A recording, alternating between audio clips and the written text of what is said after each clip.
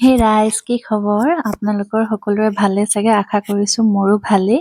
তো মই মৌচুমী আকৌ পুনৰ এটা ভিডিঅ'ৰ সৈতে আপোনালোকৰ মাজত। ব'লকচোন আজি দুটামান ৰেচিপি শ্বেয়াৰ কৰোঁ আপোনালোকৰ লগত। তো ভাবিছে চাগে ভিডিঅ'টো ফাৰ্ষ্টতে মোক কচু বুটলি থকা দেখা হৈছে। হয়, মই কচু বুটলি আছোঁ আমাৰ ঘৰৰ চোতালতে। তো আজি কচুৰ ৰেচিপি শ্বেয়াৰ কৰিম ব'লকচোন। মোৰ ৰেচিপি আপোনালোকেও কেনেকুৱা পাই জনাব, ট্ৰাই কৰিব। তো আমাৰ বাৰীৰ শেষ মধুৰি। তো এতিয়া মধুৰি ছিজন গ'লেই, তো এইটো লাষ্ট আছিলে। তো আমাৰ টিকলিজনীক পাৰিবলৈ দিছোঁ, তাই নাপাৰে, ভয় কৰিছে, তো মায়ে ছিঙি দিছে। তো মধুৰিটোৰ এতিয়া ছিজন শেষ বাৰু। তো এয়া গছৰে টেঙামৰা দাইল বনাম। তো তাৰ বাবে কেইখিলামান পাত ছিঙি লৈছোঁ। তো ঘৰতে চবে এনেকৈ অকণ অকণ লগাবচোন। আমাৰো মই মা মানে অকণমান ভাল পাওঁ এনেকৈ সৰু সুৰা বস্তু ইটো সিটো লগাই ঘৰত। তো কেতিয়াবা খাবলৈ হয়, ধৰক এতিয়াই খাবলৈ পাৰে ন। তো এইফালে আমাৰ পোৱালীয়ে যে মধুৰি পাৰিছিলে, খাই আছে বহি লৈ হাঁহি হাঁহি। মই খুজিছোঁ, তাই নিদিয়ে বোলে, অকলে খাব। আৰু এইফালে মা কচু বুটলি আছিলোঁ যে, সেয়া বাচি আছে। তো ব'লকচোন, কচু কোনে কোনে ভাল পায় বাৰু ক'বচোন। মোৰতো কচু খুবেই প্ৰিয়। তো এতিয়া কলপাত এখিলা কাটি লৈছোঁ। কলপাতত মানে মাছ, সৰু মাছ অনা আছিলে, সৰু মাছ কলপাতত দি দেখাম ব'লক আপোনালোকে এনেকৈ খাইছে নাই বাৰু। মই ঘৰৰ ওচৰৰে খুৰীহঁতৰ ঘৰৰ পৰা আনিছোঁ কলপাত। তাৰপৰা এইফালে চটৰ ওপৰত মোৰ সৰুকৈ গাৰ্ডেন অকণমান কৰা আছে, তাতে এয়া পুদিনা মাছত দিবৰ কাৰণে। যাৰ যাৰ ঘৰত যি থাকে দিব পাৰে। পিছে মোৰ ইয়াক বাৰীৰে জলকীয়া, যোনখন আগৰ ভিডিঅ'ত দেখিছে চাগে, চটৰ ওপৰত মই লগোৱা আছে। তাৰে জলকীয়া কেইটামান দিয়কচোন, লগাই থ'লে দেখিছে, কেতিয়াবা হ'লেও সুবিধা হয় বাৰু। এইপিনে কলপাতখন যে কাটি আনিছিলোঁ, অকণমান জুইত সেকি লৈছোঁ। যিহেতু মাছখিনি যদি বান্ধি মানে ইয়াত কলপাতত বান্ধিম ন, বান্ধোতে নহ'লে যদি অকণমান লেৰেলাই নলওঁ পাতখিলা ফাটি ফাটি যাব মানে সেইটো কাৰণে অকণমান জুইত এনেকৈ লেৰেলি যোৱাকৈ পাতখিলা সেকি ল'ব গেছত।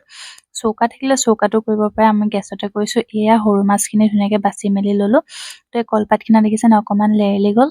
তো এতিয়া তাত সৰু মাছখিনি দি লৈছোঁ, লগত যোনে যি খায় আৰু পিঁয়াজ চিয়াজ চব ইয়াত দি দিব পাৰে মানে। চবে চাগে ট্ৰাই কৰিছে ন, এইটো চবৰে প্ৰিয় থাকে, মোৰো প্ৰিয় বাৰু। আপোনালোকৰ প্ৰিয় হয় নে জনাবচোন।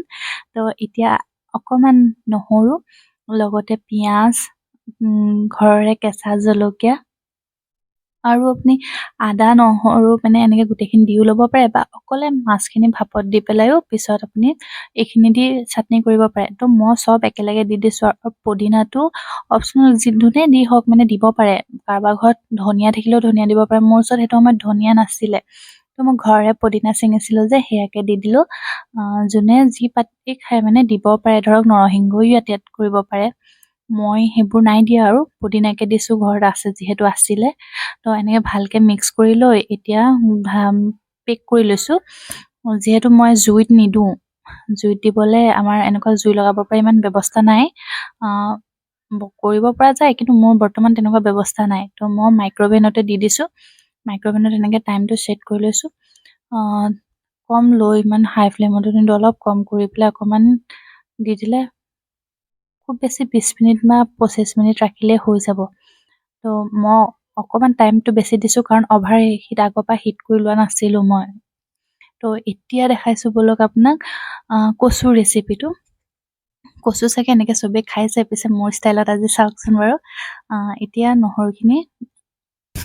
মই নহৰুখিনি গোটাকে দি দিছোঁ। কোনে কোনে দিয়ে বাৰু গোটাকে, থেতালিও দিব পাৰে, কাটিও দিব পাৰে, বা মিক্সিত মাৰি পেলাই। মই গোটাকে দিছোঁ, যিহেতু কচুত গোটাকে কচুটো খাই ভাল লাগে।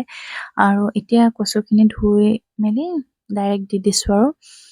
তো এতিয়া বৰ্তমান মই একো মছলা এড নকৰোঁ, অকণমান পানীখিনি শুকাবলৈ দিম, মানে কচুত বহুত পানী ওলায় ন। তো পানীখিনি এতিয়া শুকাই গ'ল চাওক। এতিয়া দি দিছোঁ ওপৰত বিলাহী। তাৰপিছত ইয়াত যি যি মছলা দিব লাগে, ধৰক ৰেগুলাৰ ইউজ কৰা মছলাই দিব লাগে, অন্য একো নহয়। হালধি, জিৰা গুড়ি আৰু কেঁচা জলকীয়া, জ্বলা অকণ হ'লে ভাল লাগে।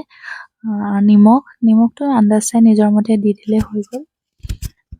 তাৰপিছত অলপ অকণমান ভালকৈ লৰাই মেলি অকণমান দেৰি ৰাখি দিয়ক। ৰাখি পেলাই তাৰ ওপৰত দি দিছোঁ মই অকণমান, যেতিয়া নৰম হৈছে, শুকান মাছ। এই শুকান মাছ আকৌ কিনা নহয় দেই, আমাৰ ঘৰৰ হয় শুকোৱা, মানে মাছ লৈ পেলাই শুকুৱাইছিলোঁ ঘৰতে। আৰু কচুত মাছ দিলে ভাল লাগে। এইপিনে চাওকচোন হৈয়ে গ'ল, অলমষ্ট অকণমান বাকী আছে আৰু মই অকণমান দেৰি ৰাখি পেলাই নমাই দিম।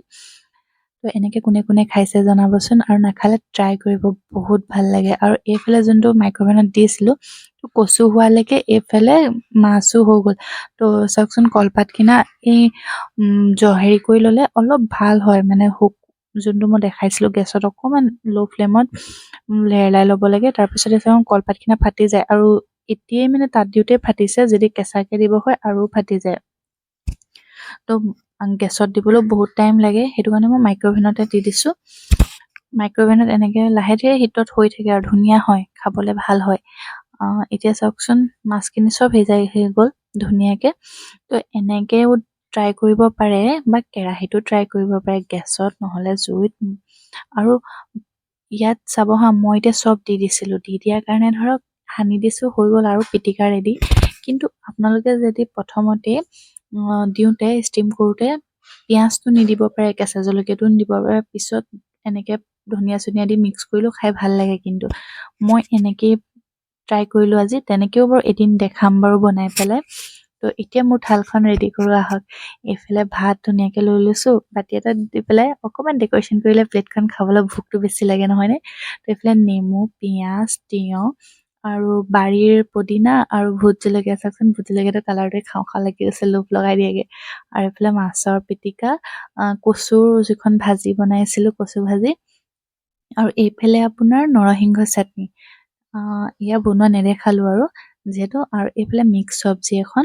আৰু চাওকচোন কালাৰফুল হ'লে প্লেটখন থালিখন কিমান শুৱনি দেখায়, আৰু কালাৰফুল দেখিলেই মানে পেটটোৱে খাওঁ খাওঁ কৰে নাই বাৰু কওকচোন, দেখিয়ে লোভ লাগি যায় নহয়নে। আৰু এইফালে দাইল বনোৱা মই দেখুওৱা নাই বাৰু, যিহেতু চবেই দাইল বনাব জানে, বা সেইটো বেলেগ ৰেচিপি একো নাথাকেও, এনেই কিবা কিবি এড কৰিব পাৰে বাৰু। এয়া ঘৰৰ টেঙামৰা পাত ছিঙিছিলোঁ যে, সেয়া টেঙামৰা পাত দি বনোৱা দাইল হয়। তো চাওকচোন থালিখন কেনেকুৱা লাগিছে জনাব। আৰু কলপাত কাটিছিলোঁ, কলপাত বাচি গ'ল, তো সেয়া পাতে দিয়ে আজি ভাবিলোঁ বয়ে ময়ে কলপাততে খাওঁচোন, এনেকৈ কোনে কোনে খাই বাৰু ক'ব দেই, বোলে ভাল লাগে ন কেতিয়াবা কলপাততো খাই। তো এয়া আমি এতিয়া খাওঁ দেই।